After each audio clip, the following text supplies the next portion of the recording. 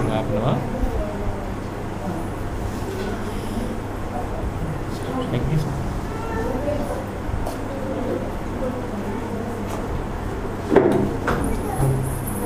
Sound పెంచిన. మరి ఇప్పటి వరకు కొన్ని పాటలు పాడి దేవుణ్ణి మహిమపరుచుకున్నాం. మరి సమయంలో మన మధ్యలో ఉన్న ప్రసాద్ అన్నయ్య గారు వచ్చి మరి సభ నిమిత్తం ఈ కార్యక్రమం నిమిత్తం ప్రార్థన చేయవలసిందిగా వారిని ఆహ్వానిస్తున్నాం.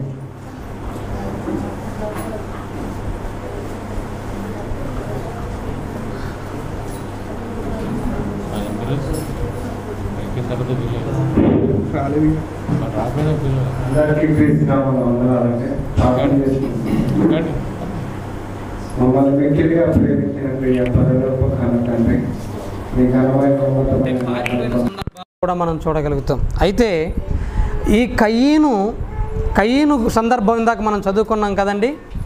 ఈ కయ్యను సందర్భాన్ని మరొకసారి మనం చూడగలిగితే ఆదికాండం 4వ అధ్యాయం 16వ వచనంలో వాళ్ళు అడిగినటువంటి ప్రశ్న. అప్పుడు కయ్యను యెహోవా సన్నిధిలో నుండి బయలుదేరి వెళ్ళి ఏదేనుకు తూర్పు దిక్కున నోదు దేశములో కాపురముండెను. ఈ పదం చూడండి, కాపురముండెనను రాయబడిందా, పెళ్ళి చేసుకునని రాయబడిందా? గమనించాలి మనం. కాపురం ఉండడం అంటే ఏంటి, పెళ్లి చేసుకోవడం అంటే ఏంటి? కాపురం ఉండడం అంటే వాళ్ళు నివాసం చేయడం, అక్కడే వాళ్ళు స్థిర నివాసం ఏర్పరచుకోవడం, అక్కడే స్థిరపడిపోవడం. ఇది కాపురం ఉండడం అంటే అర్థం.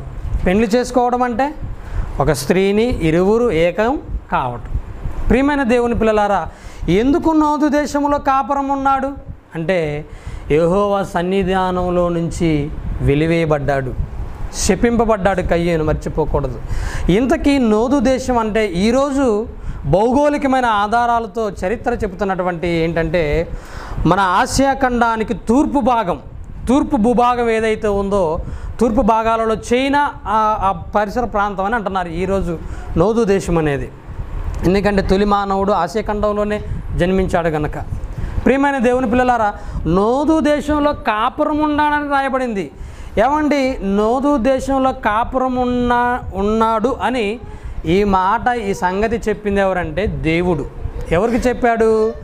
మోషేకి. ఎందుకంటే ఈ పుస్తకం రాస్తున్నది, ఈ ఆదికాండం అనే పుస్తకం రాస్తున్నది క్రీస్తు పూర్వం 1500 సంవత్సరాల క్రితం. ఎప్పుడు రాస్తున్నారు? మోషే గారు ఈ ఆదికాండాన్ని రాస్తున్నది క్రీస్తు పూర్వం 1500 సంవత్సరాల క్రితం రాస్తున్నారు మోషే గారు రాయకముందే ఎంతో చరిత్ర జరిగిపోయింది. ఆదాం గారి సంతతి వంశావళి, నోవాహు జలప్రలయం, అబ్రహాం గారు, ఇస్సాక్ గారు, యాకోబు గారు, వీళ్ళ జీవితాలు అన్నీ అయిపోయిన తర్వాత ఇశ్రాయేలీలు రావడం, ఇశ్రాయేలీలంతా వచ్చిన తర్వాత మళ్ళీ వాళ్ళు కనానులో నుంచి ఆ చెరలోనికి వెళ్ళిపోవడం, చెరలో 430 సంవత్సరాలు ఉండడం, 430 సంవత్సరాల తర్వాత వాళ్ళు ప్రార్థన చేసిన తర్వాత దేవుడు మోషేని వాళ్ళకు అనుగ్రహించడం, మోషే పెరిగి పెద్దవాడై 40 సంవత్సరాలు వచ్చిన తర్వాత మళ్ళా తన మామ దగ్గరికి పారిపోవడం, అక్కడి నుంచి తన మామ దగ్గర ఉండి 40 సంవత్సరాలు ఇక్కడికి రావడం, సుమారు 80 సంవత్సరాల తర్వాత దేవుని దగ్గరికి వచ్చి దేవునికి విధేయుడై దేవుడు చెప్పినట్టుగా అప్పుడు రాస్తున్న మాట. అప్పుడు రాస్తున్నప్పుడు ఏమైపోయింది? మోషే గారి కాలానికి ఎన్నో ప్రాంతాలు వచ్చేసాయి, మోషే గారి కాలానికి ఎన్నో పట్టణాలు వెలిశాయి, మోషే గారి కాలానికి ఎన్నో నాగరికతలు భూమి మీద వెలసిల్లుతున్నాయి. అలాంటి టైంలో కయ్యను గురించి, ఆదాము గురించి, వీళ్ళందరిని గురించి చెప్పుకుంటూ వచ్చేసరికి ఆ మోషే గారికి చెప్తూ వెలివేయబడ్డాడు నాయన ఆదాము కుమారుడైనటువంటి కయ్యను. ఎక్కడికి పోయాడంటే ఇదిగో ఇప్పుడున్నటువంటి నోదు దేశం. అప్పటికే నోదు దేశం అని పేరు పెట్టబడిందా అని మనం ఆలోచన చేయగలిగితే ఒకసారి మనం ఆదికాండం 10వ అధ్యాయము 25వ వచనం చూడండి. ఆదికాండము 10వ అధ్యాయము 25వ వచనాన్ని ఒకసారి చూడగలిగితే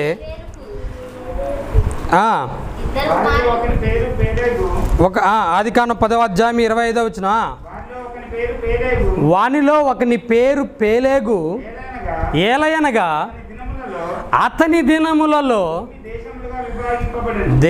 భూమి దేశాలుగా విభాగింపబడింది. ఎప్పుడు? ఇంకా అబ్రహాం గారు రాలేదండి. నోవాహు జలప్రలయం తర్వాత కొంతకాలానికే కొన్ని సంవత్సరాల వ్యవధిలోనే భూమి దేశాలుగా విభాగింపబడిపోయింది. ఈ భూభాగానికి ఈ పేరు ఈ దేశం, ఈ భూభాగానికి ఈ దేశం అని. ఏమంటే అప్పటికే దేశాలుగా విభజింపబడినటువంటి ఆ భూభాగం మోషే గారి కాలంలో అదే పేరు పిలువబడుతుంది. ఆ పేరును బట్టే దేవుడు రాయించాడు. ఏమని? కయీను ఏదేనుకు తూర్పు దిక్కున్నటువంటి నోదు దేశంలో కాపురం ఉండెను. అదండి. అంటే నోదు దేశంలో వెళ్ళి కాపురం ఉన్నాడు, అక్కడ స్థిరపడ్డాడు. ఆయన స్థిరపడిన తర్వాత దేశంగా వెలిసిల్లిందని దాని అర్థం. ఇంకొక విషయం చెప్పమంటే ఈ ఆదాముకి ఈ కయ్యీనికి మరి ఇంతకీ భార్య ఎక్కడి నుంచి వచ్చింది? నోదు దేశంలో ఆమె కాకపోతే అని మీరు ఆలోచించవచ్చు. ఈ కయ్యీనికి భార్య ఎక్కడి నుంచి వచ్చిందంటే ఆదాము సంతతిలో నుంచే ఒక స్త్రీనే కయ్యీని వివాహం ఆడినట్టుగా మరి మనం ఒకసారి చూడగలం. ఎందుకంటే అప్పటికే భూమి మీద ఏ మానవ జాతి లేదు, ఆదాము నుంచే వస్తుంది కనుక ఇలా వచ్చేటప్పుడు ఆదాము సంతతిలో నుంచే కయ్యను ఒక ఆమెను తీసుకొని వివాహం చేసుకున్నట్టుగా మనం ఆలోచన చేస్తాం. ఎలా అది మనం చేయాలి లేఖనాల ద్వారా అంటే ఇంతకీ ఆదాముకు కుమార్తెలు ఉన్నట్టు బైబిల్లో ఎక్కడుంది అని మీరు అనొచ్చు. ఒకసారి ఆదికాండము మీరు చూడగలిగితే ఆదికాండము 5వ అధ్యాయము 5వ అధ్యాయం మొదటి వచనం చూడండి. 5వ అధ్యాయం మొదటి వచనం నుంచి ఆదాము వంశావళి గ్రంథం ఇదే. దేవుడు ఆదామును సృజించిన దినమున దేవుని పోలికగా అతన్ని చేసెను, మగవానిగాను ఆడుదానిగాను వారిని సృజించి వారు సృజింపబడిన దినమున వారిని ఆశీర్వదించి వారికి నరులని పేరు పెట్టెను. ఆదాము 130 ఏండ్లు బ్రతికి తన పోలికగా తన స్వరూపమున కుమారుని కని అతనికి షేతు అని పేరు పెట్టిన. ఏమంటే షేతు పుట్టినప్పుడు ఆదాముకి ఎన్ని సంవత్సరాలంట? 130 ఏండ్లు. బాగా గమనించాలి మీరు. 130 ఏండ్లు. తర్వాత షేతును కనిన తరువాత ఆదాము బ్రతికిన దినములు 800 ఏండ్లు. అతడు ఏమండి షేతు పుట్టిన తరువాత 800 ఏండ్లు. అతడు ఏం చేస్తున్నాడంట? అతడు కుమారులను కుమార్తెలను కనెను. ఎవరు? ఆదామండి. ఆదాముకి కుమారులు పుడుతున్నారు, కుమార్తెలు పుడుతున్నారు, కుమార్తెలు పుడుతున్నారు. అయితే ఆదాము బ్రతికిన దినములన్నీ 930 ఏండ్లు.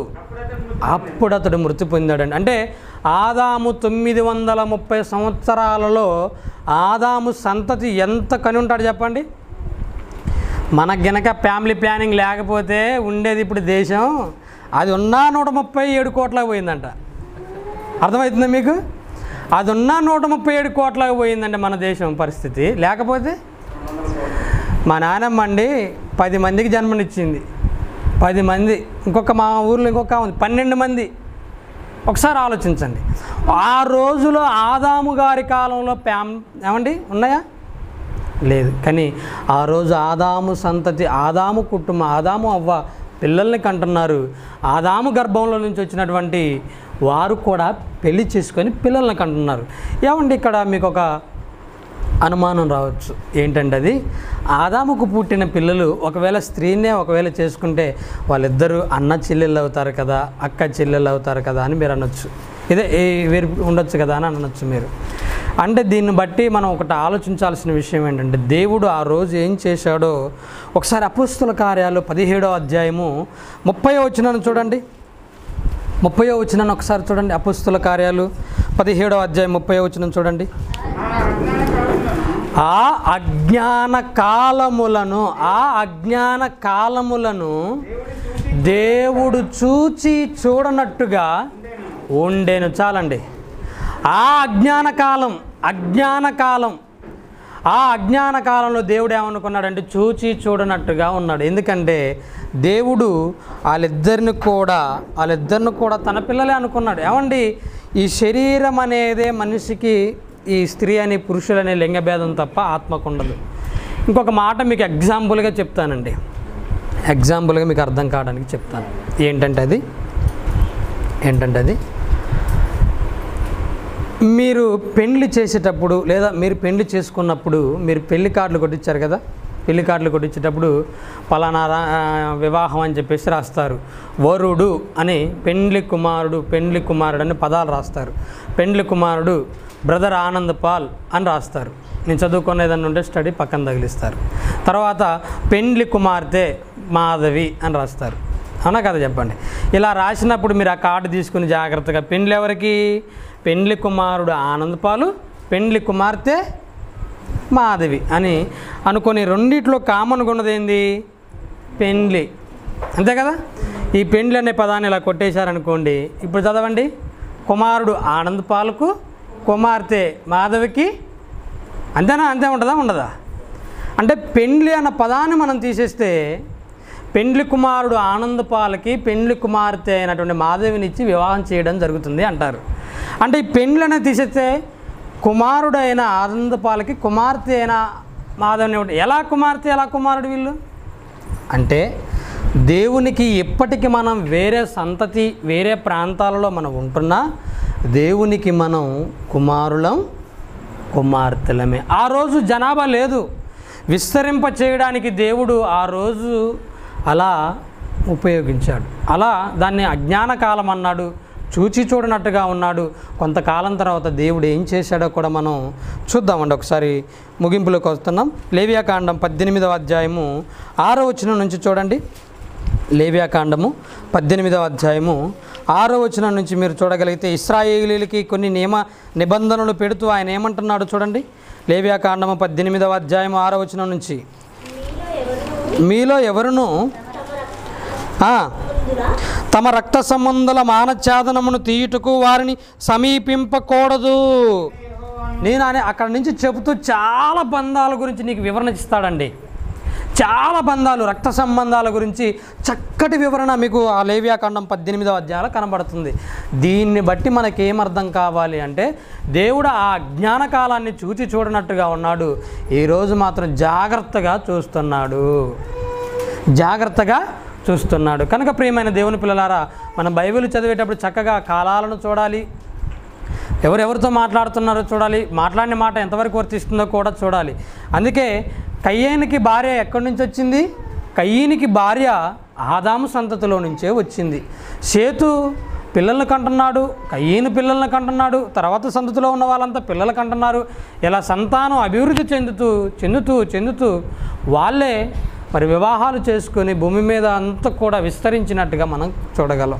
అందుకే దేవుడు రాయించే యావత్ భూమి మీద కాపురం ఉండటకు ఆయన ఒకరి నుంచే ప్రతి జాతి మనుషులను సృష్టించాడు అని. ఆదామే తొలి మానవుడు. అయితే ఆదాము సంతతిలో నుంచి వచ్చినటువంటి ఒక స్త్రీయే కయ్యీనుకి భార్య అయింది. కయ్యీను కాపురం ఉన్నటువంటి నోదు అనే దేశము పేలేగు కాలంలో విభాగింపబడింది. మరి మోషే గారు రాసేటప్పటికి అది దేశంగా అభివృద్ధి చెంది మరి అప్పటికే ఆ పట్టణాల నాగరికతలలో చేర్చబడి ఒక ప్రాంతంగా ఉంది కనుకనే మోషే గారు దాన్ని నోదు దేశంగా రాశాడు. ఇందులో తప్పేమీ లేదని చక్కటి వివరణ జయశాల గారు ఇచ్చేంత వరకు కూడా మరి సమాజానికి ఈ ప్రశ్నల గురించి సమాధానాలు తెలియదు. కనుక ప్రియమైన దేవుని పిల్లలారా, బైబిల్ ఓపెన్ యూనివర్సిటీ అనగానే అందరిలాగానే బోధిస్తారు, అందరిలాగానే చెబుతారు అనుకోకుండా అనేకమైనటువంటి హేతుబద్ధమైనటువంటి ప్రశ్నలకు చక్కటి సమాధానాలు చెబుతారని ఆలోచించి మరి ముదిగొండ కళాశాలలో ప్రతి మంగళవారం జరుగుతున్నటువంటి బైబిల్ తరగతులకు హాజరై చక్కని దేవుని జ్ఞానం నేర్చుకుని సమాజానికి వెళ్ళి అనేక మందిని కూడా దేవుని వైపు మళ్లించాలని కోరుకుంటూ మరి ఈ సమయాన్ని నాకు ఇచ్చినటువంటి అన్నయ్య గారికి వందనాలు తెలియజేస్తూ నా మాటలు ముగించుకుంటున్నాను. కళ్ళు మూసుకుంటే ప్రార్థన చేసుకుందాం. మహాపరిశుద్ధ మాగణత వహించిన మా పరలోకపు తండ్రి, క్రైస్తవ్యంలో ఒకనాడు కలవరాన్ని రేపినటువంటి ప్రశ్న, మరి ఈరోజు మేము కూడా తండ్రి ఈ ప్రశ్న గురించి ఆలోచించాం. మీ కుమారుడు జయశాలి గారి ద్వారా చక్కటి వివరణ మాకు అందించారు. దానిని వివరించాం తండ్రి. మీ పిల్లల హృదయాల్లో నాటబడి ఫలించినట్లు సహాయం దయచేయమని, జరగబోతున్నటువంటి మిగతా కార్యక్రమం అంతట్లో మాకు తోడుగా ఉన్న నడిపించమని యేసు నామములో అడిగి వేడుకుంటున్నాము తండ్రి, ఆమేన్. అందరికీ అటు ఇటు తిరగటం అవుతుంది మీ ఇద్దరిది. కానుకలు పట్టండి మేఘనా. అందరం ఒకసారి లేచి అందరూ ఒకసారి లేచి నిలబడినట్లయితే మరి మనకి ఒక చక్కని పాటలు నిర్వహించడానికి మన మధ్యకి ఆనంద సహోదరులు వచ్చి ఉన్నారు. వారికి సమయాన్ని ఇస్తాం.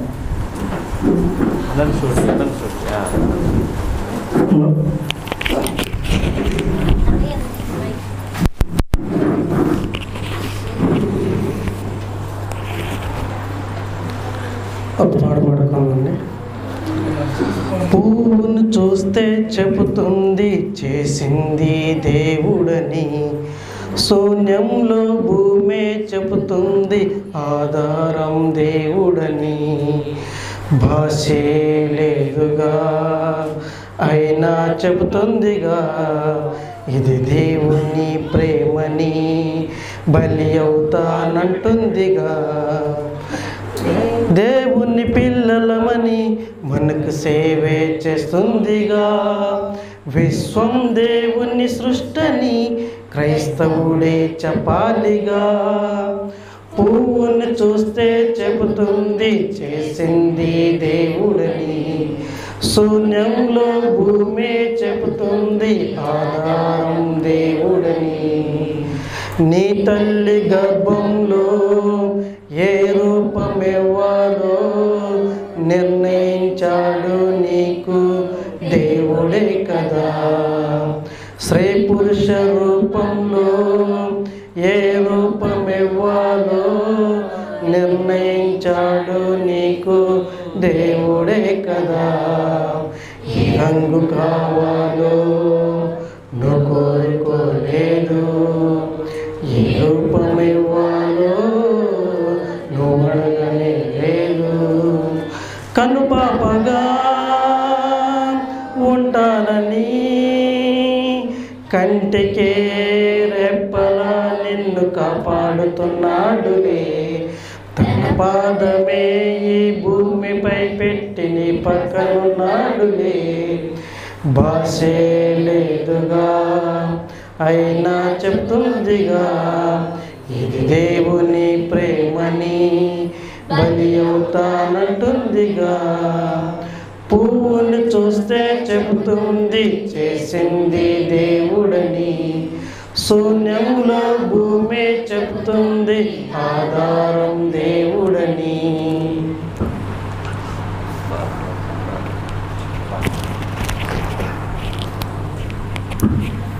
థ్యాంక్ యూ అండి. చక్కని పాటలకి సహోదరులకి ఈ సమయంలో కట్టబడిన కానుకల నిమిత్తం మన మధ్యలో ఉన్న సహోదరులు బాబురావు అన్నయ్య గారిని ప్రార్థించవలసిందిగా కోరుచున్నాను.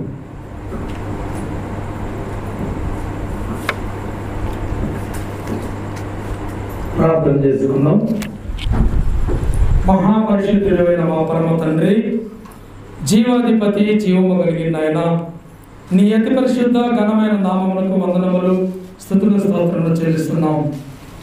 పరమ తండ్రి, పరిశుద్ధుడైన దేవా, ఇదిగో తండ్రి మీ దాసుడు నాయన మా ప్రియులు రాంబాబు గారిని బట్టి, ఇదిగో తండ్రి ఈరోజు జరుగుతున్నటువంటి యొక్క బైబిల్ తరగతులను బట్టి నాయన మీకు వందనాలు, స్తుతులు, స్తోత్రములు చెల్లిస్తున్నాం. ఈ బైబిల్ తరగతులకు వచ్చినటువంటి మమ్మల్ని అందరినీ నాయన మీరు దీవించండి, ఆశీర్వదించండి. మీ పరిశుద్ధ బైబిల్ గ్రంథముల నుండి అనేక సత్యములను మేము నేర్చుకున్నట్లుగా మీరు కృప చూపించండి. పరమ తండ్రి, పరిశుద్ధుడైన దేవా, భూమి ఆకాశములను సృజించిన సృష్టికర్త, అందులో సమస్తమును చేసినటువంటి దేవా, నీకే వందనాలు, స్తుతులు, స్తోత్రములు చెల్లిస్తున్నాం. ఇదిగో తండ్రి, మరి మీ దాసుడి ద్వారా ఈ యొక్క బైబిల్ తరగతులు జరుగుతూ ఉన్నాయి. ఇదిగో తండ్రి, మరి యొక్క తరగతులు జరుగుటకు నాయన కొంత ధనం అవసరం కనుక నాయన, ఇదిగో మీ పిల్లలైనటువంటి నాయన ఇచ్చినటువంటి నాయన మీ పిల్లలను మీరు దీవించి ఆశీర్వదించండి. అయ్యా, నా నామం పేట చేర్చుకొని ఒగ్గిన సన్నీళ్ళు ఇస్తే వారి దీవెన పోగొట్టుకోవాలని మీరు చదివించారు.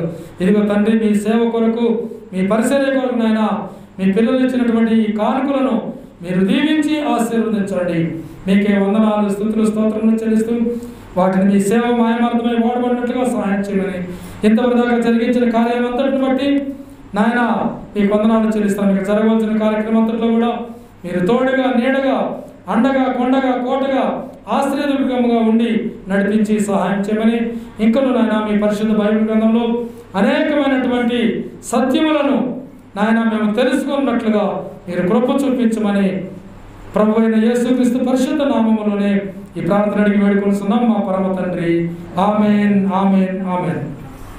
Thank you.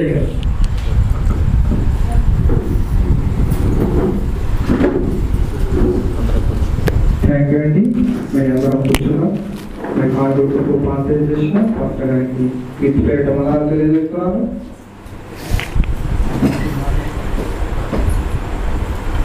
అదేవిధంగా ఇప్పుడు మనకి చక్కని మాటలు ప్రిన్సిపాల్ గారి ద్వారా విన్నాం. మరికొన్ని మాటలు మరి మన సహోదరుల అన్నయ్య గారికి సరైన అప్పగించుకుంటాం.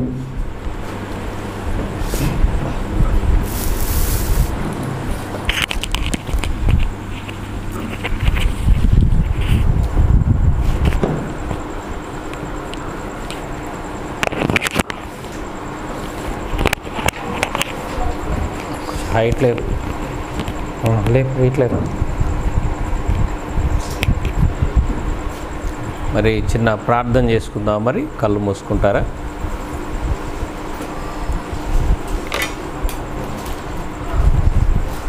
ప్రేమగల తండ్రి, మీకే వందనములు, స్తోత్రములు. మళ్ళీ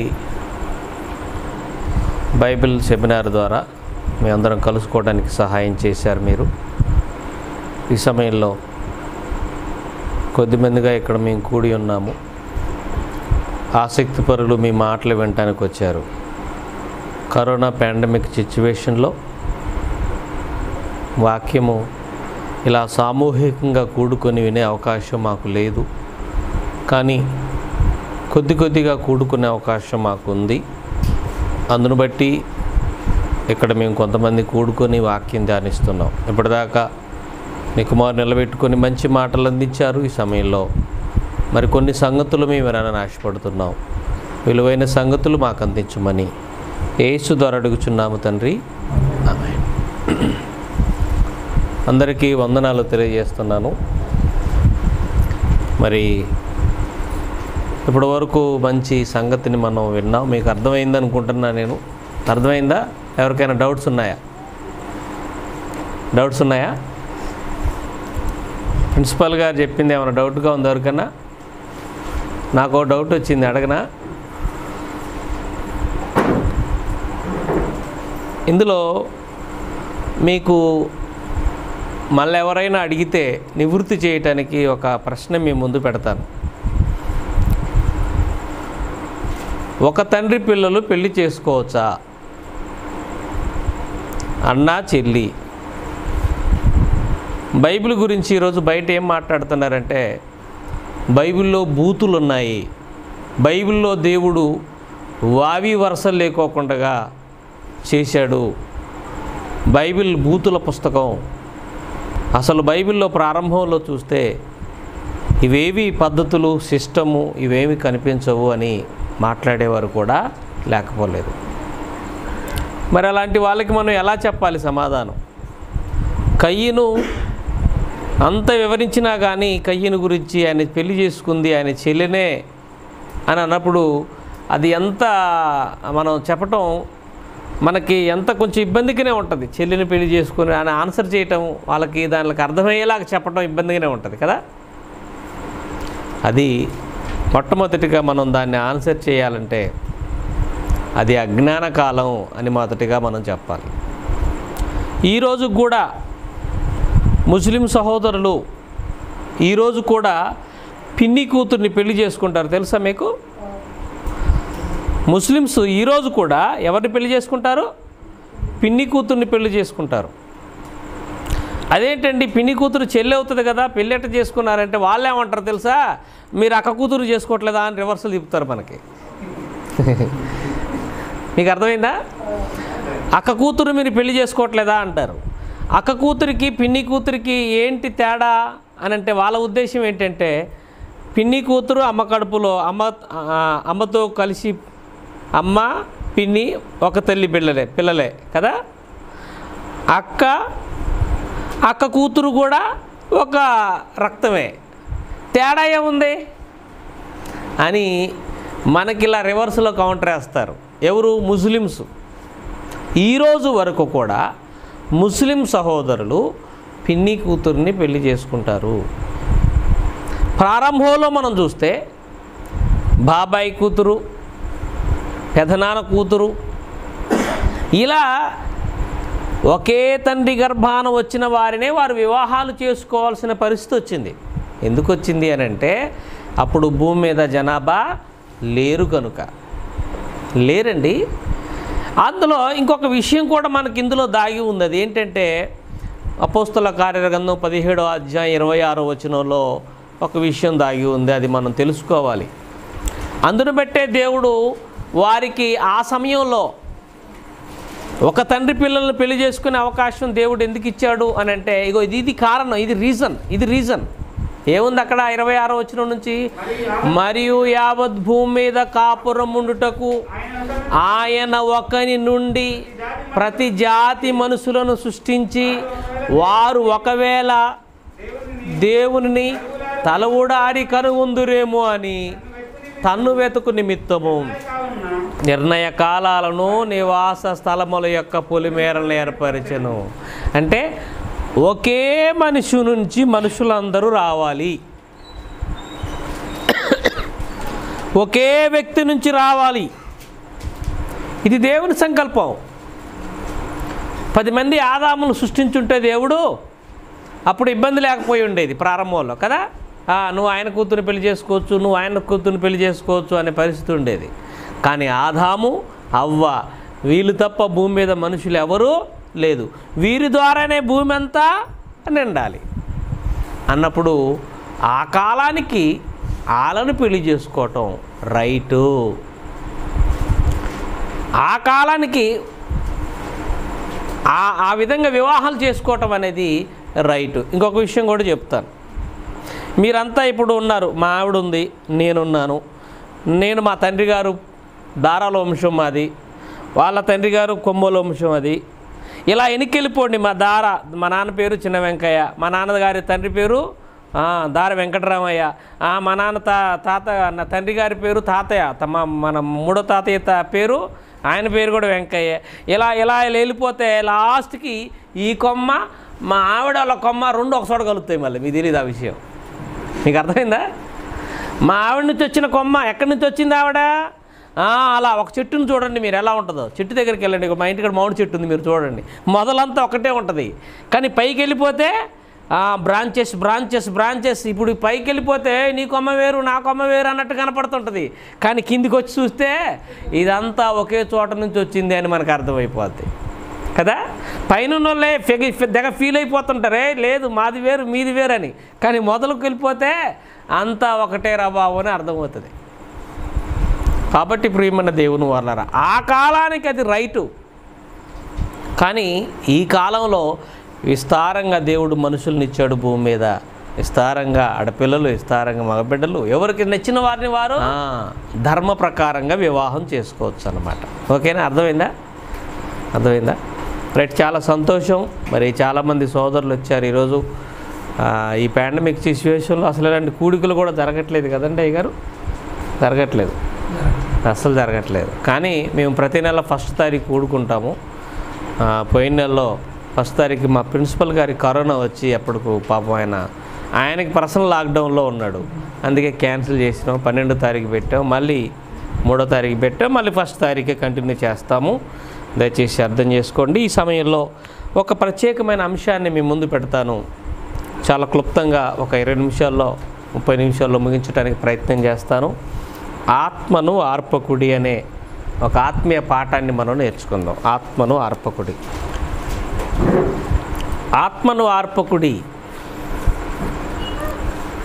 ఆ లైట్ ఆపరా అంటారు కొంతమంది, చూసారుగా. ఆ దీపం ఆపు, అరే ఆ దీపం ఆర్పేమాకురా అంటారు కొంతమంది. లైట్ ఆపమాకరా అంటారు కొంతమంది. అంటే వెలుగుతున్న ఆ కాంతి దీపాన్ని ఆపకూడదు అన్న మాటలు మనం వింటుంటాం. అలాగే ఆత్మను కూడా ఏం చేయకూడదు అంటున్నాడు, ఆర్పకూడదు. ఈ మాట ఎక్కడుంది? బైబిల్లో ఒకే ఒక్కసారి రాయబడింది ఈ మాట. అంటే దీన్ని వేరుగా రాసిన సందర్భాలు వేరే ఉన్నాయి. ఆత్మను ఆర్పకుడి అన్న మాట ఒకే ఒక్క చోట ఉంది బైబిల్లో. అది తెసలోనిక సంఘానికి పౌలు గారు పత్రిక రాస్తూ మొదటి పత్రిక 5వ అధ్యాయము 19వ వచనంలో చెప్తున్నాడు. మొదటి పత్రిక 5వ అధ్యాయం 19వ వచనం, ఆత్మను ఆర్పకుడి. ఆగండి అక్కడేగా ఏమన్నాడు? డైరెక్ట్గా అన్నాడు, ఆత్మను ఆర్పకుడి. ఆత్మను ఆర్పకుడి అన్నాడు. మరి ఏమని అర్థం చేసుకోవాలి ఆత్మను ఆర్పకుడి అంటే? ఆత్మను ఆర్పకుడి అంటే ఏమని అర్థం చేసుకోవాలి? బైబిల్లో ఒక విషయం మనకు అర్థం కావాలంటే ఆ వచనం మీదనే అక్కడే ఆగిపోతే మనకు అర్థం కాదు. మీకు అర్థమైందండి? అక్కడే నిలబడ్డామనుకో అర్థం కాదు. పైన కింద చదవాలి, పైన నుంచి చూసుకుంటూ రావాలి. కిందికి వచ్చిన తర్వాత ఎందుకు చెప్తున్నాడు ఈ మాట, అసలు ఆయన ఉద్దేశం ఏంటి, ఇది మనం అర్థం చేసుకోవడానికి ప్రయత్నం చేయాలి అంటే బైబిల్లో ఆ వాక్యానికి పైన చదవాలి, కింద చదవాలి. ఓకే, ఇప్పుడు మనం ఈ తెసలోనిక సంఘానికి పత్రిక రాశాడు కదా, 5వ అధ్యాయము 19వ వచనం చదువుకున్నాం. ఇప్పుడు 11వ వచనం చదువుకున్నాం కదా. ఇప్పుడు అది మనకు అర్థం కావాలంటే ఎక్కడి నుంచి రావాలో తెలుసా? 14వ వచనం నుంచి రావాలి. ఒకసారి చదువుదామా 14వ వచనం నుంచి. సహోదరులారా, మేము మీకు బోధించినదేమనగా అక్రమంగా నడుచుకునే వారిని బుద్ధి చెప్పండి, ధైర్యం చెడిన వారిని ధైర్యపరచండి, బలహీనులను ఊతమియ్యండి, అందరి ఎడల దీర్ఘశాంతం గలవారై ఉండండి. ఎవడును కీడునకు ప్రతి కీడు ఎవనికైనను చేయకోకుండా చూసుకోండి. మీరు ఒకని ఎడల ఒకడు మనుషులందరి ఎడల ఎల్లప్పుడూ మేలైన దానిని అనుసరించి నడుచుకొనండి. ఎల్లప్పుడూ సంతోషంగా ఉండండి, ఎడతెగక ప్రార్థన చేయండి, ప్రతి విషయంలో కృతజ్ఞతాస్తుతులు చెల్లించండి. ఇలా చేయటం యేసుక్రీస్తునందు మీ విషయంలో దేవుని చిత్తము. ఆత్మను ఆర్పకుడి. ఇప్పుడు అర్థమైందా? ఆత్మను ఆర్పకుడిని ఎందుకన్నాడో, ఆత్మను ఆర్పకుడిని ఎందుకన్నాడో తెలుసా? ఇప్పుడు అర్థమైందా మీకు? ఎల్లప్పుడూ ఎలా ఉండాలి? సంతోషంగా ఉండాలి. ప్రతి విషయములో ఎలా ఉండాలి? కృతజ్ఞత కలిగి ఉండాలి. ప్రార్థన చేయటంలో ఎలా ఉండాలి? ఎడతెగక ఉండాలి. కీడుకు ప్రతి కీడు చెయ్యకూడదు. ఇవన్నీ చెప్పుకుంటూ వచ్చి చివరికి ఫైనల్గా వీటన్నిటిని ఉద్దేశించి ఏమంటున్నాడు? ఆత్మను ఆర్పకండి. అంటే ఇవన్నీ ఆత్మీయ నడిపింపు అన్నమాట. ఆత్మీయ నడిపింపు మీకు అర్థమవుతుందా? ఆత్మను ఆర్పకుడు అంటే పరిశుద్ధాత్మ దేవుణ్ణి మనలో నుంచి బయటికి పంపుకోకుండా జాగ్రత్త పడండి అని అర్థం. ఇది ఆత్మను ఆర్పకుడు అని అంటే ఇదేదో అనుకోమాకండి. ఆత్మ అన్నమాట పరిశుద్ధాత్మకు మాత్రమే ఇక్కడ రాయబడింది. ఇక్కడ దేని గురించి రాయబడింది? పరిశుద్ధాత్మ దేవుడు మనలో ఉంటే మనం ఎలా ఉంటామో ఈ 14వ వచనం నుంచి మనకి కింద వరకు చదువుకుంటూ వస్తుంటే మనకు అర్థమవుతుంది. దేవుని ఆత్మ మనలో ఉంటే ఎలా ఉంటామో తెలుసా? ఎలా ఉంటాం? ఎల్లప్పుడూ ఎలా ఉంటాం? సంతోషంగా ఉంటాం. కొంతమంది మొఖాలు చూడాలి ఎలా ఉంటుందో. కష్టం వచ్చిందంటే వారి కష్టం అసలు 10 మంది కష్టం అంతా వాళ్ళ మీదనే ఉన్నట్టు మొహం పెట్టుకుని కూర్చుంటారు. దేవుళ్ళో ఉన్నవాడు ఎంత కష్టమైనా నవ్వుతూ ఉంటాడు. ఎల్లప్పుడూ ప్రభునందు ఆనందించండి, మరలా చెప్పుదును ఆనందించండి. ఎక్కడుంది ఈ మాట? ఫిలిప్పీ పత్రిక 4వ అధ్యాయము 4వ వచనం చదవండి. ఫిలిప్పీలకు రాసిన పత్రిక 4వ అధ్యాయము. ఎల్లప్పుడూ ప్రభువునందు ఆనందించండి. మర్చిపోతారేమో, మళ్ళా చెప్తున్నాను, ఆనందించండి. చూసారా? అంటే దేవుని ఆత్మ మనలో ఉంటే ఎనీ టైం ఎలా ఉంటాం మనం? ఆనందంగా ఉంటాం. మనిషి ఎలాంటి వాడంటే అండి, ఇంట్లో డబ్బులుంటే మొహం ట్యూబ్లైట్లో వెలిగిపోద్దండి. రూపాయి లేదనుకోండి, అప్పుడు అలా బుద్ధి అంతా బయటపడిద్దండి. నిజం కదండి? ఉన్నప్పుడు ఎలా ఉండాలో లేనప్పుడు కూడా అలాగే ఉండాలి. దేవుల్లో ఉన్నవాడు ఎప్పుడు ఎనీ టైం ఒకే తీరుగా ఉంటాడు. దేవుల్లో ఉన్నవాడు ఆనందంగా ఉంటాడు. దేవుల్లో ఉన్నవాడు సంతోషంగా ఉంటాడు. దేవుల్లో ఉన్నవాడు ప్రార్థన ఎడతెగక చేస్తాడు. దేవుని ఆత్మ మనలో ఉంటే ఇవన్నీ మనలో కనపడతాయి. ఇవన్నీ మనలో కనపడుతున్నాయంటే ఆత్మ మనలో ఉన్నదని అర్థము. అందుకనే ఆత్మ మనలో ఉంది కనుక అంటున్నాడు, ఈ ఆత్మను మీరు ఆర్పకండి. ఈ ఆత్మను మీలో నుంచి పోనివ్వకండి. ఈ ఆత్మను మీలో ఆర్పుకోమాకండి. ఎంత బాగుందండి బైబిల్! ఎంత బాగుందండి బైబిల్! ఎంత మంచి మాట చెప్పాడండి. ఇదే మాటలు రోమా పత్రికకు కూడా పౌలు గారు పత్రిక రాస్తూ, రోమా సంఘానికి కూడా పత్రిక రాస్తూ 12వ అధ్యాయంలో ఏమంటున్నాడో ఇప్పుడు కొన్ని మాటలు మీకు నేను చదివి వినిపిస్తాను. జాగ్రత్తగా చూడాలి మీరంతా. ఇదే మాటలు అక్కడ కూడా మనకు కనపడతాయి. రోమపత్రిక 12వ అధ్యాయము 13 నుంచి లేదా 12 నుంచి నిరీక్షణ గలవారై సంతోషించుచు శ్రమయందు ఓర్పు గలవారై ప్రార్థనయందు పట్టుదల కలిగి ఉండండి. పరిశుద్ధుల అవసరాలలో పాలు పంపులు కలిగి శ్రద్ధగా ఆతిథ్యం ఇవ్వండి. మిమ్మును హింసించిన వారిని దీవించండి, కానీ శపించవద్దు. సంతోషించు వాడితో సంతోషంగా ఉండండి, ఏడ్చేవాడితో ఏడవండి. ఒకరినొకడు మనసు కలిగి ఉండండి. హెచ్చువాటి యందు మనసుంచక తగ్గువాటి యందు ఆసక్తులయ్యుండుడి.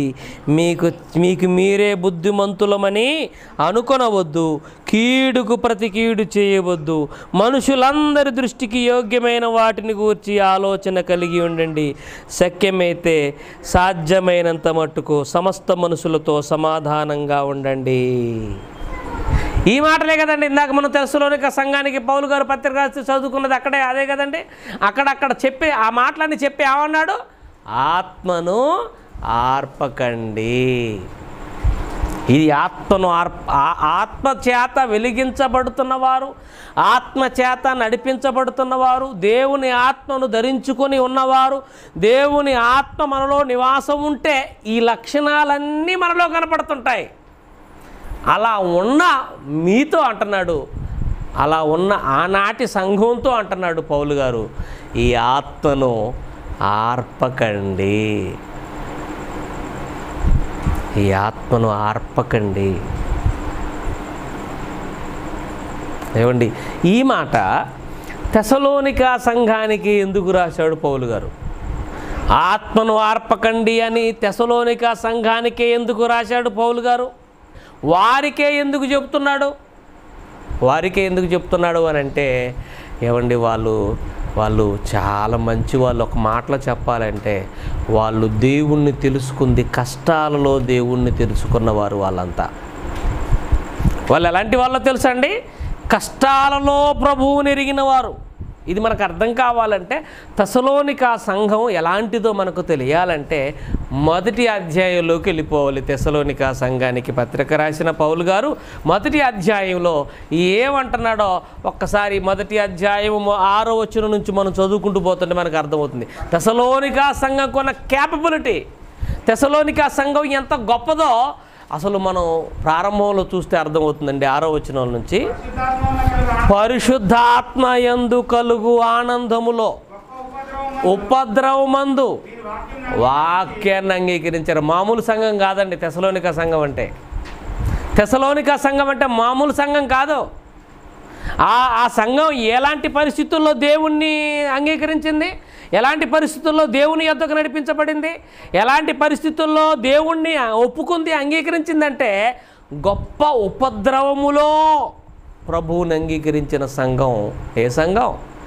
తెస్సలోనిక సంఘం. అంటే తెస్సలోనిక సంఘానికి ఒక ప్రత్యేకత ఉంది. వాళ్ళతో ఈ మాట చెప్పటం వెనకాల ఒక ప్రత్యేకత ఉంది. పౌలు గారు ఉపద్రవములో దేవుణ్ణి అంగీకరించిన వాళ్ళు ఉపద్రవంలో దేవుణ్ణి వాళ్ళు పరిశుద్ధాత్మలోనికి వచ్చిన వాళ్ళంతా. అందుకనే వారికి ఈ మాట చెప్తున్నాడు. ఎంత మంచివారంటే నిజంగా తర్వాత మాటలు చూస్తుంటే మనకి ఇంకా అర్థమవుతుందండి. తర్వాత వచ్చిన చదవండి మళ్ళీ. కాబట్టి మమ్మును ప్రభువును పోలి నడుచుకొనిన వారైతిరి. అంటే పౌలు గారిని అనుసరించారు, ప్రభువును కూడా పోలి నడుచుకున్న సంఘం ఏ సంఘం? తెస్సలోనిక సంఘం. ఇంకొక మంచి గొప్ప మాట చెప్తున్నాడు చూడండి. కాబట్టి మాసిదోనియాలోను అకయాలోను విశ్వాసులందరికీ మీరు మీ సంఘం ఏమైపోయిందట? మాదిరి చూపించింది. ఎంత మంచి ఆత్మ! అందుకే ఆత్మనార్పకుడి అంటున్నాడు. మీరు ఎలాంటి వాళ్ళంటే మాసిదోనియాలోను అకయాలోను వారందరికీ మీరు ఏమైపోయారు? మోడల్స్ అయిపోయారు. మాదిరి చూపించారు. మీరు మాదిరి చూపించారు. కష్టాలలో ప్రభువును అంగీకరించి మాదిరి చూపించారు. మమ్మును ప్రభువులు పోలి నడుచుకున్న వారిగా మాదిరి చూపించారు. మీరు అక్కయాలోను మిగతా ప్రాంతాల్లో ఉన్న వారికి మీరు మాదిరి చూపించారు అంటున్నాడు. అంతేకాదు ఇంకేం చేశారట? ఎలాంటి సంఘం అట? ఆ సంఘం ఎందుకనగా మీ యొద్ద నుంచి ప్రభు వాక్యం మాసిదోనియాలోను అకయాలోను మారు మోగిపోయిందట. వాక్యం ప్రకటించటంలో కూడా మామూలు సంఘం కాదు ఈ సంఘం. మారు మోగిపోయింది. అంటే అకయాలోను తర్వాత మాసిదోనియాలో దేవుని వాక్యాన్ని ప్రకటింపజేసిన గొప్ప సంఘం ఏ సంఘం? అకయాలోను మాసిదోనియాలోను దేవుని వాక్యాన్ని బాగా మ్రోగింపజేసింది, ప్రకటింపజేసిన సంఘం ఈ తెస్సలోనిక సంఘం. ఇంత మంచి లక్షణాలు ఆత్మ నడిపింపగలిగి ఆత్మయందు ముద్రించబడి ఆత్మచేత నడిపించబడి గొప్పగా జీవించుచున్న సంఘ సభ్యులున్న సంఘమే ఈ తెస్సలోనిక సంఘం గనుక ఈ ఆత్మను ఆర్పకండి అన్నాడండి. ఈ ఆత్మ ఉండాలి. మీ సంఘంలో ఉన్న ఆత్మ ఇలాగే ఉండాలి. ఆర్పకండిక. ఎంత బాగుంది! ఎంత బాగున్నారు మీరు! ఎంత బాగా జీవిస్తున్నారు మీరు దేవుల్లో! ఈ ఆత్మను ఆర్పకండి. కానండి దేవుని పరిచర్య ఎక్కడ ఎంత బాగా జరుగుతుందో దెయ్యంగా ఎంట్రీ ఇస్తాడండి. మీకు తెలుసు కదా, దేవుని పరిచర్య బాగా జరుగుతుందనుకో అక్కడ ఎవడు వచ్చేస్తాడు? అమ్మ బాబో ఇక్కడ బాగుంది, దీంట్లో ఇప్పుడు మనం దూరిపోదామని చెప్పేసి వాడికి ఎక్కడ అవకాశం దొరుకుతుందో వాడు దూరిపోతాడండి. వాడు దూరిపోయి ఏం చేశాడు అని అంటే మొదటి పత్రికలో చాలా బాగున్నారు వీళ్ళు. మొదటి పత్రిక రాసిన సమయానికి చాలా బాగున్నారు. కానీ రెండో పత్రిక రాస్తున్నారు ఇప్పుడు పౌలు గారికి. చూడండి ఏమి వాయిస్తున్నాడు చూడండి, వాళ్ళు ఎలా మారిపోయారో. ఈ ఆత్మను ఆర్పకండి, ఇలాగే కంటిన్యూ అవ్వండి అని చెప్పిన ఆయన ఆశలు కాస్త అడియాశలు అయిపోయాయి. ఇప్పుడు 3వ అధ్యాయము ఒక్కసారి మీరు చూడండి. 3వ అధ్యాయం 2వ పత్రిక 11వ వచనం చూడండి. 11వ వచనం, మీలో కొందరు. ఇప్పటిదాకా ఎవరి గురించి మాట్లాడుకున్నామండి మనం? తెస్సలోనిక సంఘాన్ని గురించే కదా మనం మాట్లాడుకుంది. ఇప్పుడు ఆ సంఘాన్ని గురించే 2వ పత్రిక రాస్తూ పౌలు గారు అంటున్నాడు, మీలో కొందరు ఏ పని చెయ్యక పరుల జోలికి పోవచ్చు, అక్రమంగా నడుచుకొనుచున్నారు. సమస్య వచ్చి పడింది. ఆత్మను ఆర్పకుడి అన్నది కాస్త ఇప్పుడు ఏమైపోయింది? ఆత్మ ఆరిపోతున్నట్టుగా సంఘంలో మనం చూస్తున్నాం. మొదటి పత్రికలో చివరి మాటల్లో మనం చూస్తున్నాం 5వ అధ్యాయంలో కదండి. ఎంత బాగుంది, ఆత్మను ఆర్పకుడు, ఎంత బాగున్నారు మీరు, ఈ ఆత్మను ఆర్పకండి అన్నాడు. 2వ పత్రికకు 3వ అధ్యాయానికి వచ్చేసరికల్లా మీలో కొందరు ఎట్టున్నారంటే ఏ పని చేయకోకుండా పరుల జోలికి పోవచ్చు. ఏంటంటే ఇంత దారుణంగా అక్రమంగా నడుచుకొనుచున్నారు. తర్వాత అట్టివారు నెమ్మదిగా పనిచేయచ్చు, అట్టి వారికి ఇక గద్దిస్తున్నాడు వాళ్ళని. అట్టివారు నెమ్మదిగా పని చేయొచ్చు, సొంతంగా సంపాదించుకొని ఆహారం భుజించాలని మన ప్రభువు అయిన యేసుక్రీస్తు పేరిట ఆజ్ఞాపూర్వకంగా హెచ్చరించుచున్నాను. హెచ్చరిక జారీ అయిపోయింది. అప్పటిదాకా చాలా బాగున్నారు. ఇప్పుడు ఏమైపోయింది అంటే అక్రమంగా నడుచుకునే వారికి మారిపోయారు. ఈ ఆత్మను ఆర్పకండి, ఇలాగే కంటిన్యూ చేయండి అని పౌలు గారు ఆవేదనతో, నిజంగా ఆనందంతో రాసిన ఆ మాటలు కాస్త 2వ పత్రిక రాసే సమయానికల్లా నిర్వీర్యమైపోయింది. సంఘంలో పరిస్థితులు మారిపోయాయి. అక్రమంగా నడుచుకునేవారు తయారైపోయారు. అందుకేనండి మళ్ళీ మొదటి పత్రికలకు వెళ్ళిపోదాం. ఒకసారి చూడండి, మొదటి పత్రికలో ఇంకా చాలా బాగుంటుందండి. ఇప్పుడు మనకి ఇంకా బాగా అర్థమవుతుంది ఈ మాటలో. మొదటి పత్రిక 12వ వచనం నుంచి నేను చదువుతున్నాను చూడండి. 5వ అధ్యాయం 12వ వచనం నుంచి. మరియు సహోదరులారా, మీలో ప్రయాసపడుచు ప్రభువునందు మీ పైన ఉండి మీకు బుద్ధి చెప్పుచున్నటువంటి వారిని మన్నన చేసి వారి పనిని బట్టి వారిని ప్రేమతో మిక్కిలి ఘనముగా ఎంచవలనని వేడుకొనుచున్నాను. మరియు ఒకరినొకడు సమాధానంగా ఉండండి. సహోదరులారా, మేము మీకు బోధించినదేమనగా అక్రమముగా నడుచుకుని వారికి బుద్ధి చెప్పండి, ధైర్యము చెడిన వారిని ధైర్యపరచండి, బలహీనులకు ఓతనియ్యండి, అందరి ఎడల దీర్ఘశాంతము గలవారయ్యుండండి. ఎవడు కీడుకు ప్రతి కీడు ఎవరికైనా చేయకుండా చూచుకొనుడి. మీలో ఒకరినొకడు మనుషుల ఎడల ఎల్లప్పుడూ మేలైన దాన్ని అనుసరించి నడుచుకొనుడి.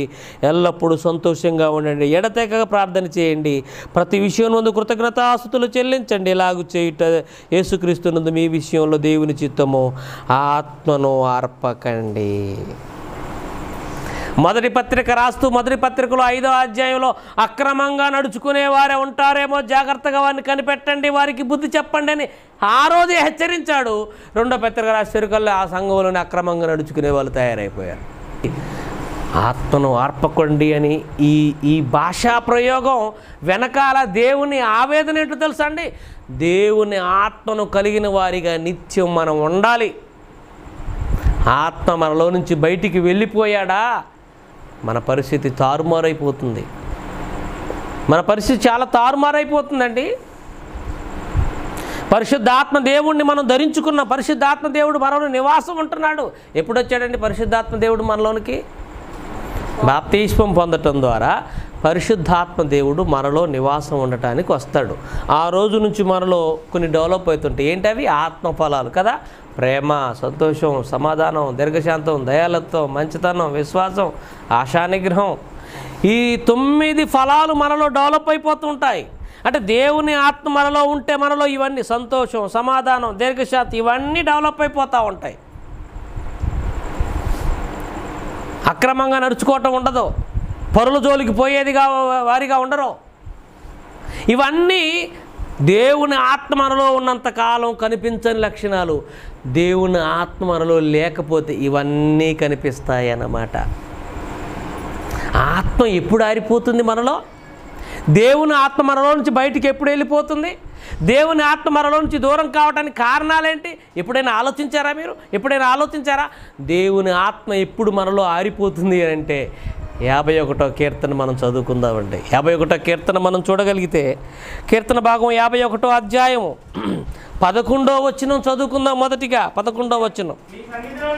నీ సన్నిధిలో నుండి నన్ను త్రోసివేయమాకు తండ్రి, నీ పరిశుద్ధాత్మను నా యొద్ద నుంచి తీసివేయమాకు.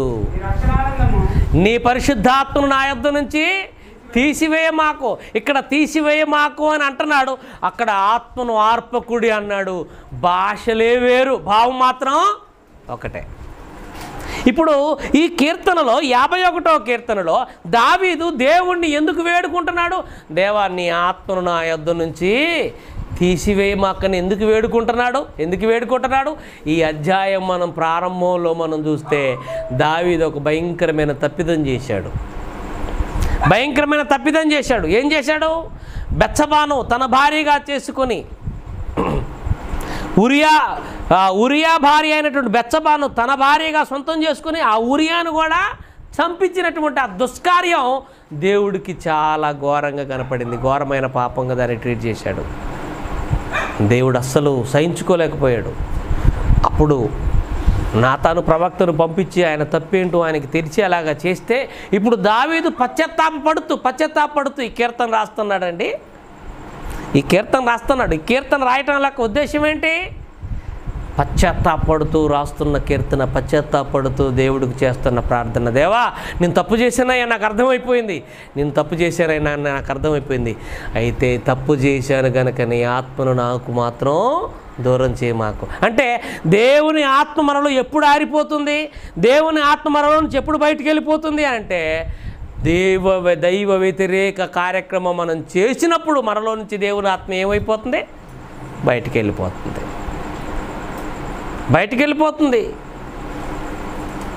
అది దావీదు జీవితంలో జరిగిన సందర్భం చూస్తుంటే మనకు అర్థమైపోతుంది. కాబట్టి దేవుని ఆత్మను మనం ఆర్పేసుకోకూడదు. దేవుని ఆత్మను మనలో నుంచి బయటికి వెళ్ళిపోయేలాగా మనం ప్రవర్తించకూడదు. ఆత్మ చేత నడిపించబడిన వ్యక్తులుగా, ఆత్మను ఆర్పుకునే వ్యక్తులుగా, ఆత్మ చేత వెలిగించబడుతున్న వ్యక్తులుగా మనందరం బ్రతకాలి. ఏమండి? దేవుని ఆత్మ మనలో ఉంటే దైవ వ్యతిరేక కార్యక్రమాలు చేస్తుంటే ఏం జరుగుతుందో మీకు తెలుసా? దైవ వ్యతిరేకంగా మనం ప్రవర్తిస్తున్నప్పుడు, దైవ వ్యతిరేకంగా మనం చేస్తున్నప్పుడు దేవుని ఆత్మ మనలో ఉండి ఏడుస్తాడు. మీకు తెలుసా? ఏడుస్తాడు. అదేనండి ఎఫెసీ పత్రికలో 4వ అధ్యాయంలో 30వ వచనంలో చెప్తున్నాడు దేవుడు. ఒకసారి చూడండి, ఎఫెసీలకు రాసిన పత్రిక 4వ అధ్యాయం 30వ వచనం చదువుకుంటే, దేవుని పరిశుద్ధాత్మను దుఃఖపరచకండి. దేవుని పరిశుద్ధాత్మను దుఃఖపరచకండి అంటే దేవుడు బాప్తిసం పొందిన రోజున మనలోనికి దేవుడు పంపించి ఆత్మ ఫలాలు మనలో ఉండి, ఎందుకంటే పరిశుద్ధాత్మ దేవుడిని ఎందుకు ఇచ్చాడండి దేవుడు మనకి? ఒకసారి మీరు ఆలోచించండి. యేసుక్రీస్తు ఏం చెప్పాడు శిష్యులతో? నేను వెళ్ళిపోతున్నాను, వెళ్ళిపోయే సమయం రాబోతుంది, నేను మిమ్మల్ని అనాథలను చేయను, మీకు తోడుగా ఉండటానికి తండ్రిని వేడుకుంటాను. ఆయన ఎవరిని పంపిస్తాడు?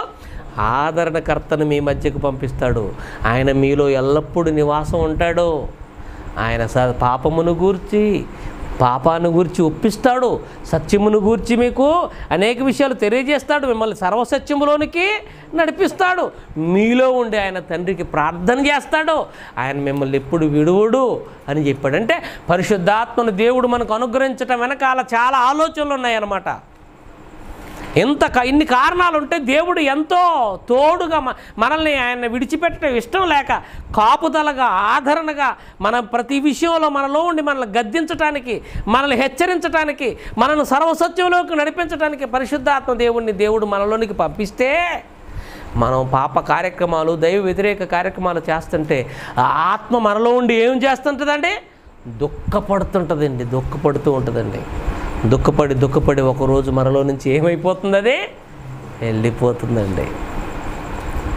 దేవుడు తీసేసుకుంటాడండి తన యొద్దకు. అదేనండి ఆత్మను ఆర్చుకోవటం అంటే, ఆత్మ ఆరిపోవటం అంటే. ఆత్మను ఆర్పకుడి అని దేవుడు ఎందుకన్నాడో ఇవన్నీ మనం ఆలోచిస్తేనే మనకు అర్థమవుతుందండి. ఆత్మను, పరిశుద్ధాత్మను దుఃఖపరచకుడి అన్నాడు కదండి. ఇక్కడ కూడా ఈ మాట ఎందుకు అంటున్నాడో మళ్ళీ పై వచనాల నుంచి మనం చదువుకుంటే 25 నుంచి చదువుకుంటూ రావాలండి, మనకు అర్థమైంది. ఒకసారి చదవండి. మనము ఒకరికొకరము. ఇప్పుడు సంఘంలో ఉన్న మన గురించి మాట్లాడుతున్నాడు, అంతే కదండి. అక్కడ తెసలోనిక సంఘాన్ని గురించి మాట్లాడినా, ఇక్కడ మన ఎఫెసీ సంఘాన్ని గురించి మాట్లాడినా అంత దేవుని సంఘమే కదండి, అంత క్రీస్తు సంఘమే కదండి. మనం దేవుని సంఘములో, దేవుని ఆయన శరీరములో మనమంతా ఏమై ఉన్నాం? అవయవాలమై ఉన్నాం. కనుక అబద్ధం ఆడటం మానండి. ప్రతివాడు తన పొరుగువానితో సత్యమే మాట్లాడాలి. అబద్ధం ఆడద్దు. అబద్ధం ఆడితే ఆత్మ దుఃఖపడుతుంది అని అంటే అబద్ధాలు మనకి వెన్నతో పెట్టిన విద్య కదండి. ముద్దు ముద్దుగా ఆడేస్తుంటాం కదండి. అదే అలవాటు అయిపోయింది మనకి. మన బ్లడ్లో కలిసిపోయింది అది మొత్తం. ఈజీగా అంత ఈజీగా ఆడేస్తామంటే ఈజీగా ఏంది బాబు సినిమా రాలేదంటే మనం చెప్పే కారణం ఆడికి దెమ్మ తిరిగిపోద్ది కదండి. ప్రతివాడు తన సహోదరుడితో ఏం మాట్లాడాలి? సత్యమే. తర్వాత కోపపడండి కానీ పాపం చేయకండి. సూర్యుడు అస్తమించే వరకే మీలో కోపం నిలిచి ఉండాలి. అపవాదికి మీరు ఇలా చేస్తున్నారా? అబద్ధం ఆడుతున్నారా? తోటివారికి అందరికీ అబద్ధాలు చెప్తున్నారా? సత్యం కాకుండా అబద్ధాలే చెప్పుకుంటూ పోతున్నారా? కోపపడుతున్నారా? ఆ కోపం కూడా జీవితాంతం సూర్యుడు అస్తమించే కాకుండా చాలా కాలం మీలో నిలిచి ఉంటుందా?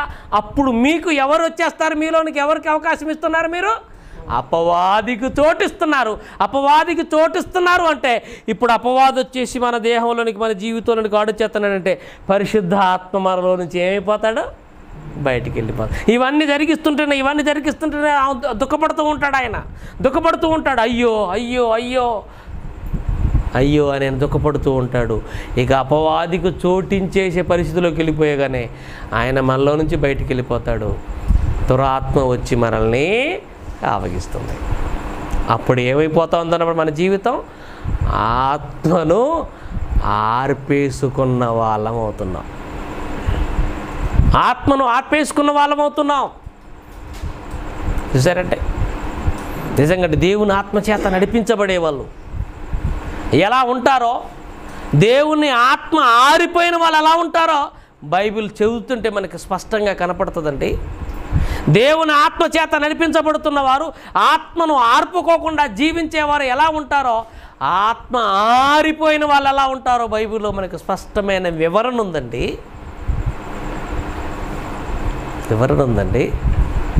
చూస్తారా? దేవుని ఆత్మచేత ఉన్న వాళ్ళు ఎలా ఉంటారో, ఆత్మ ఆరిపోకుండా ఉన్న వాళ్ళు ఎలా ఉంటారో ఇప్పుడు ఒక మంచి మాట చూద్దాం. రోమీలకు రాసిన పత్రిక ముగించేస్తాను. రోమీలకు రాసిన పత్రిక 8వ అధ్యాయం 9వ వచనము. రోమీలకు రాసిన పత్రిక 8వ అధ్యాయం 9వ వచనం చదవండి. దేవుని ఆత్మ మీలో నివసించిన ఎడల ఆత్మ స్వభావం గలవారే గాని శరీర స్వభావం గలవారు కారు. ఎవడైనను క్రీస్తు ఆత్మ లేని వాడైతే ఆయన వాడు కాదు. దేవుని ఆత్మ మనలోంచి వెళ్ళిపోయింది అంటే, దేవుని ఆత్మ మనలో ఆరిపోయిందంటే మనం క్రీస్తు వారం కాదు అని కన్ఫర్మ్ చేస్తున్నాడు దేవుడిక. ఎంత ప్రమాదంలోకి వెళ్ళిపోతుంది చూడండి. మనిషి జీవితం ఎంత ప్రమాదంలోకి వెళ్ళిపోతుంది చూడండి. దేవుని ఆత్మ మనలో లేదు అంటే, క్రీస్తు ఆత్మ మనలో లేదు అని అంటే మనమంతా ఎవరికి సంబంధించిన వాళ్ళం కాదనమాట. క్రీస్తు వారం కాదు, దేవుని వారం కాదు. మనమంతా ఆత్మ బయటికి ఎలా వెళ్ళిపోతుందో చెప్పాడు. దేవుని ఆత్మ ఉంటే మనం ఎవరివి అంటే క్రీస్తు వారము, దేవుని వారం మనమంతా, దేవుని పిల్లలు మనమంతా. మరి దేవుని ఆత్మచేత నడిపించబడుతున్న వాళ్ళుగా మనం ఎలా గుర్తించాలి? నడిపించబడుతున్న వాళ్ళని ఎలా గుర్తించాలి? దేవుని ఆత్మ ఆరిపోయిన వాళ్ళు ఎలా గుర్తించాలంటే అక్రమంగా నడుచుకునేవారు, పరుల జోలికి పోవాడు, అబద్ధములు ఆడేవాడు, అసత్యాన్ని చెప్పేవాడు, కోపిష్టి, ఈ లక్షణాలన్నీ వారిలో కనపడుతున్న దుష్టుడికి అవకాశం ఇచ్చాడనమాట. దుష్టుడికి అవకాశం ఇచ్చాడు అని అంటే ఆత్మ మనలో నుంచి బయటికి వెళ్ళిపోతుందని అర్థం. కాబట్టి ఆత్మను ఆర్పకుడి, ఈ ఆత్మను ఆర్పకండి, ఈ ఆత్మను మీరు ఆర్పుకోమాకండి. మీరు ముద్రించబడిన వారు, విమోచించబడిన వారు, దేవుని చేత ప్రత్యేకంగా ఏర్పరచబడిన వారు, ఈ ఆత్మను ఆర్పకండి. ఆత్మను ఆర్పుకున్నారా మీ జీవితం ప్రమాద పంచుల్లోనికి వెళ్ళిపోతుంది. ఎంత క్లారిటీ ఇచ్చాడండి దేవుడు, నిజంగా ఎంత క్లారిటీ ఇచ్చాడండి.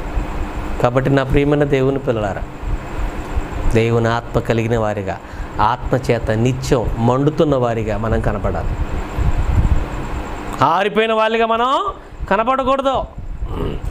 దెయ్యంగాడు ఎవరి దగ్గరికి వస్తారంటే, నేను ఒక ఎగ్జాంపుల్ చెప్తానండి. దెయ్యంగాడు ఎవరి దగ్గరికి వస్తారంటే ఆరిపోయిన వాళ్ళ దగ్గరికి వస్తారు. అమ్మ మీరు అందరూ ఆడవాళ్ళు వంటలు చేస్తారు, వంటలు చేసి అన్ని వేడివేడిగా ఉన్న పాత్రలు అనేది అక్కడ పెడతారు. ఒక్క ఈగన్న వాలిద్దా? ఈగ ఒక్కటన్నా వాలిద్దా? ఎందుకు వాళ్ళదు? అవి వేడిగా ఉన్నాయి. ఇక వేడి జల్లారి, ఈ పాత్రలని ఖాళీ అయిపోయి వేడి జల్లారి ఉంటుంది.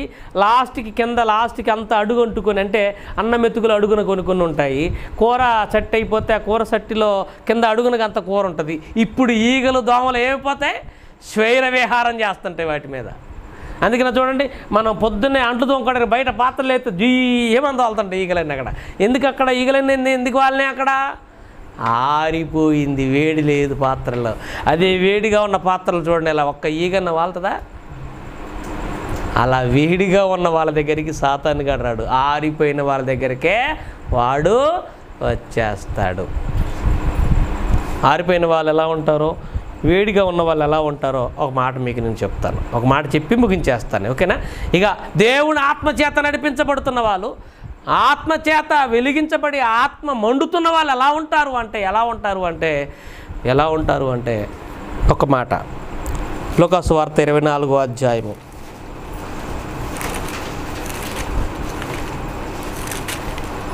లూకాసు వార్త 24వ అధ్యాయం 32వ వచనం. లూకాసు వార్త 22వ అధ్యాయం 32వ వచనం. అప్పుడు వారు ఆయన త్రోవలో మనతో మాట్లాడుచుండగా, లేఖనాలు మనకు బోధించుచుండగా మన హృదయము మనలో మండుతుండలేదంటే, లేఖనాలు వింటున్న ప్రతిసారి వారి గుండె ఏమైపోతుంది? మండిపోతూ ఉంటుంది. దేవుడి కోసం ఎక్కడికైనా పరుగులు తీయాలనిపిస్తుంటుంది. దేవుడి కోసం ఏమైనా చేయాలనిపిస్తుంటుంది. అన్నా పదండ అని అనేవారిగా ఉంటారు. దేవుని ఆత్మచేత నడిపించబడుతున్న వారు ఏమైనా చేయటానికి సిద్ధపడతారో, ఏమైనా అయిపోయిపోవడానికి సిద్ధపడతారు, ఎక్కడికైనా వెళ్ళటానికి సిద్ధపడతారు. ఇంకొక సందర్భం చూపిస్తాను. అపోస్తుల కార్యగ్రంథము 7వ అధ్యాయము. అపోస్తుల కార్యగ్రంథం 7వ అధ్యాయము. దేవుని ఆత్మ మనలో ఉంటే మనం ఎలా ఉంటామో అని చెప్పడానికి ఈ మాటలు మీకు నేను చూపిస్తున్నాను. అపోస్తుల కార్యగ్రంథం 7వ అధ్యాయము. ఇక్కడ ఒక డైనమిక్ స్పీకర్ మనకు కనపడుతున్నాడండి. నిజంగా అండి, మామూలు క్యాండిడేట్ కాదండి. ఎవరైనా స్టెఫెను 7వ అధ్యాయం 51వ వచనం చూడండి ఏమంటున్నాడో. ముస్కరులారా, మీ హృదయములను చెవులను దేవుని వాక్యమునకు చూపడచబడని వలనారా. ఎంత ధైర్యంగా మాట్లాడుతున్నాడు. ముస్కరులారా అంటే అర్థం ఏంటో తెలుసా అండి మీకు? ఆ ముస్కరులారా అంటే అర్థం ఏంటో తెలుసా? ముస్కరులారా అంటే ఇంగ్లీష్ బైబిల్లో టెర్రరిస్టులు అని రాయబడింది. టెర్రరిస్ట్ అంటే అర్థం ఏంటి? తీవ్ర అంటే ఆ క్రూర స్వభావం కలిగిన వాడని అర్థం. ఆనాటి యూదులు అంత దరిద్రంగా ఉన్నారనమాట. అందుకే ఆ భాషా ప్రయోగం చేశారు. దేవుని వాక్యం వినటానికి చోటు ఇయ్యని వారులారా, మీ పితరుల వలె మీరును ఎల్లప్పుడూ పరిశుద్ధాత్మను ఎదిరించుతున్నారు. వాదించలేకపోయారు. స్టెఫెనుతో ఒక్కడు కూడా మాట్లాడలేకపోయారట. ఎందుకు? స్టెఫెను ఇప్పుడు ఎలా ఉన్నాడు? ఆత్మపూర్ణుడై ఉన్నాడు. ఎంత ధైర్యంగా మాట్లాడుతున్నాడు. స్టెఫెను ప్రసంగం మీరు చూడండి. ఎవరైనా ప్రసంగికులు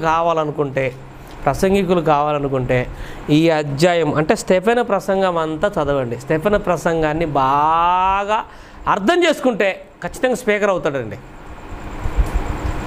స్పీకర్ కావాలనుకునే వారికి శుభవార్త. ఏంటి ఆ శుభవార్త? స్టెఫెను ప్రసంగాన్ని బాగా స్టడీ, ఒక్కసారి కాదు 10 సార్లు కాదు 100 సార్లు అయినా వినండి, మీకు ప్రసంగం అవుతుంది. అర్థమైతే ప్రసంగం వచ్చినట్టే. ఆయన ఎత్తుకున్న సందర్భాలు ఎక్కడో పాత నిబంధనలో జరిగిన చరిత్ర అంతా ఒక్క అధ్యాయంలో మాట్లాడతాడండి. అది ప్రసంగం అంటే. మన పితరుడైన అబ్రహాము హారానులో కాపురం ఉండక మునుపు అని స్టార్ట్ చేస్తాడండి. ఏం చదువునా? 9వ వచనం నుంచి. అప్పుడు లెబెత్తనబడిన సమాజంలోను, కురేనీయుల సమాజంలోను, అలెగ్జాంద్రియుల సమాజంలోను, కిలికియా నుండి, ఆసియా నుండి వచ్చిన వారిలోను కొందరు వచ్చి స్టెఫెనుతో తర్కించారు గాని మాట్లాడుట యందు అగపరిచిన జ్ఞానమును ప్రేరేపించిన ఆత్మను వారి ఎదిరించలేకపోయారు. ఆత్మచేత నడిపించబడుతున్న వాడిని ఎవడు ఎదిరించలేడు, మాట్లాడలేడు. అంతే సంగతిలో. దేవునికి స్తోత్రం. ఎవడు మాట్లాడలేడు ఇక దేవుని చేత నడిపించబడేవాడితో. ఎవరు సుందరరావు గారి దగ్గరికి వెళ్ళేవాడు మాట్లాడమని చూద్దాం. ఆయన అంటాడు అప్పుడప్పుడు, ఆడికి నా పేరు చెప్తేనే ముందు ఇది పడిద్ది అంటాడు ఆయన. నిజమండి, మాట్లాడలేరండి. ఆగమరిచిన జ్ఞానం అంటే అది మరి ఆత్మచేత నడిపించబడుతున్న వాళ్ళు అలాగే ఉంటారు. కాబట్టి దైవ కార్యాలంటే పడి చచ్చిపోతారు. దేవుడి కోసం అవసరమైతే ప్రాణాలు ఇవ్వటానికైనా సిద్ధపడేది ఏంటిది? అది దేవుని ఆత్మచేత నడిపించబడుతున్నవారు. కాబట్టి ఆలోచించండి, ఎవరు ఆరిపోయిన వాళ్ళో, ఎవరు ఆత్మచేత నడిపించబడుతున్నవారో మనకు బైబిల్ చదువుతుంటే ఇట్టే అర్థమైపోతుంది. మనమంతా ఆత్మను ఆర్పేసుకున్న వాళ్ళంగా కాక, పరిశుద్ధాత్మను దుఃఖపెట్టే వాళ్ళగా కాక, ఆయన ఆత్మను ధరించుకున్న వాళ్ళగా, ఆయన పిల్లలుగా ముద్రించబడిన వారిగా, ఆ ఆత్మచేత నడిపించబడిన వారిగా మనందరం ఉంటేనే ఆ తండ్రికి పిల్లలం, ఆ తండ్రికి పిల్లలం, ఆ ప్రభువుని ఎరిగిన వారిమని ఆయనే ఒప్పుకుంటున్నాడు, తనవారు అని. అలాంటి వారిగా మనందరం ఉండటానికి ఇష్టపడదాం. ఆత్మను దయచేసి ఆర్పకండి, ఆత్మను ఆర్పకండి, ఈ ఆత్మను ఆర్పుకోకండి అని మీ అందరికీ తెలియజేసుకుంటూ, ఈ మంచి అవకాశం ఇచ్చినటువంటి మరి మీ అందరికీ అధ్యక్షుల వారికి ప్రత్యేకంగా ధన్యవాదాలు తెలియజేసుకుంటూ నా మాటలు ముగిస్తున్నాను. ప్రార్థనతో ముగించుకుందాం. ప్రేమగల తండ్రి, మీకే వందనములు, స్తోత్రములు. మంచి మాటలు మీ పిల్లలకు చెప్పాను. ఆత్మను ఆర్పకుడి అంటే అర్థం ఏంటో, ఆత్మను ఆర్పకుడి అనగా భావం ఏంటో, ఏ ఉద్దేశాలతో మీరు చెప్తున్నారో మీ పిల్లల ముందు పెట్టాను. మీ పని అంటే పడి చచ్చేవారు కావాలి, మీకోసం పరుగులు తీసేవారు కావాలి, మీకోసం ఎక్కడికైనా వెళతానికి సిద్ధపడేవారు కావాలి. అలాంటి వారందరూ ఆత్మచేత నడిపించబడుతున్నవారు. ఏం చేస్తాంలే, ఏం పోతాంలే, ఇక అయిపోయి ఇంక చాలే, ఇక చూద్దాంలే, ఇలాంటి మాటలు మాట్లాడుతున్నామంటే తండ్రి, మాలో ఆత్మ ఆరిపోయిందని మాకు అర్థమవుతుంది. దేవా, మీకోసం ఇప్పటివరకు ఎన్నో కార్యక్రమాలు చేశాం, ఉన్నా లేకపోయినా ఎంతగానో ప్రయాసపడ్డాం. దేవా, జ్ఞాపకం చేసుకోమని ప్రార్థిస్తూ, మరి మీరు మాకు ఇచ్చిన గొప్ప అవకాశం, ఈ ముదిగొండలో కళాశాలను మరి నడిపించడానికి మీరు గొప్ప అవకాశం ఇచ్చారు. ఇన్ని రోజులు ఖమ్మం కళాశాలను ఆధారం చేసుకొని ఇక్కడ పరిచయం చేశాము. మా పనిని మీరు చూసి మరి ఈ ప్రాంతానికి కూడా ప్రత్యేకంగా ఒక కాలేజీ ఇచ్చారు. కాలేజీకి ప్రిన్సిపల్ని ఇచ్చారు, వైస్ ప్రిన్సిపల్ని ఇచ్చారు, కరస్పాండెంట్ ఇచ్చారు, స్టాఫ్ని ఇచ్చారు, ఇంకా కాలేజీ కమిటీ కూడా మీరు అనుగ్రహించబోతున్నారు. దేవా, మీరు చేసిన కార్యాలన్నిటికీ మీకు స్తుతులు స్తోత్రాలు చెల్లించుకుంటూ, భవిష్యత్తులో మా ద్వారా అనేక కార్యక్రమాలు ఈ ప్రాంతంలో జరిగిస్తారని ఆశపడుతూ మీ పిల్లలందరినీ మీ చేతులకు అప్పగించుకుంటూ ఉంటున్నాం. దేవా, మరి ఇప్పటి వరకు నేను ఒంటరిగా పోరాడాను, నాతో కలిసి పోరాడటానికి కొంతమంది ముందుకొచ్చారు. దేవా, వారితో కలిసి అనేక మంది ఏకమై ఈ ప్రాంతాన్ని సత్యంతో నింపటానికి నాయన సహాయం చేయమని ప్రార్థిస్తూ, కాలేజీ బైబిల్ టెక్నాలజీ ముదిగొండ ద్వారా దేవా, మరి అనేక రీసెర్చ్ సెంటర్లు ప్రారంభమై ఈ 3 మండలాల్లో, ముదిగొండ, కొండపల్లి, కూసుమంచి, ఈ 3 మండలాల్లో అనేక సెంటర్స్ ప్రారంభించి గొప్ప పరిచర్య చేయడానికి మీరు మాకు సహాయం చేస్తారని ఆశపడుతూ ఉంటున్నాం. అనేక మంది సహకారులను, సహోదరులను మీరు లేవనెత్తండి. మాతో కలిసి రాయిన మీ పనిలో పాలిభాగస్తులై ఉండటానికి సహాయం చేయండి. ఆరిపోతున్న దీపాలుగా ఉండక, ఆత్మను ఆర్పుకునేవారిగా ఉండక, మండుచున్న వారిగా, నడిపించబడుతున్న వారిగా, ఆత్మచేత నడిపించబడి ముద్రించబడిన వారిగా మీ పిల్లలందరూ ఉండటానికి సహాయం చేయమని ప్రార్థిస్తూ, ఇంకెవరైనా మర్చిపోతే వారందరూ జ్ఞాపకం చేసుకోమని, ఇంతటి మహాజ్ఞానం మాకు నేర్పించిన మా ఆత్మీయ తండ్రి గారు జ్ఞాపకం చేసుకోమని, మరి ఈ ప్రాంతంలో నాయకుడిగా నడిపిస్తున్న రూపేంద్ర గారిని జ్ఞాపకం చేసుకోమని, మరి స్థానిక కళాశాల ప్రిన్సిపల్ గారిని, వైస్ ప్రిన్సిపల్ గారిని, కరస్పాండెంట్ని జ్ఞాపకం చేసుకోమని, వచ్చిన బిడ్డలందరూ మీ చేతులకు అప్పగించుకోండి. ఇంత చక్కగా మరి కొద్దిమందిగా మేము కూడి ఉన్నా ఇంత చక్కగా ఈ సెమినార్ మీరు జరిగించినందుకే మీకు కృతజ్ఞతలు చెల్లించుకుంటూ యేసుక్రీస్తు ద్వారా ఈ ప్రార్థన మీకు చేయుచున్నాము తండ్రి. ఆమేన్. మన తండ్రి అయిన దేవుని ప్రేమ, కుమారుడైన క్రీస్తు వారి కృప, పరిశుద్ధాత్మ దేవుని ఉన్న సహవాసము మనతోనూ సకల పరిశుద్ధులతోనూ తోడుగా ఉండి ముందుకు నడిపించును కాక. ఆమేన్. ఓకే అండి, అందరికీ వందనాలు. ఒక 2 minutes వెయిట్ చేయండి, కార్యక్రమం అయిపోయింది.